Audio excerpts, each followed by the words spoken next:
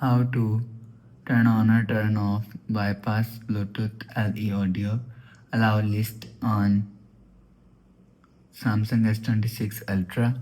Let's start the video. First of all, go to App Library. Here click on Settings app. Now in Setting, scroll down to end, click on Developer option.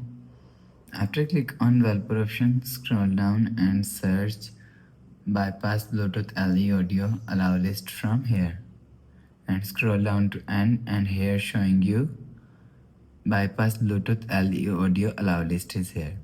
If you want to turn on bypass Bluetooth LE audio allow list, so turn on this button. After turn on this button, you will see bypass audio LE allow list is turn on. If you want to turn off bypass Bluetooth LE audio allow list, so turn off this button. After turn off this button, bypass Bluetooth LE audio allow list is turn off. You will turn on or turn off bypass Bluetooth LE audio allow list from here. After the process, go back to home screen. So that's how you can turn on or turn off bypass Bluetooth LE audio allow list from here. If you like the video, please subscribe. Thanks for watching.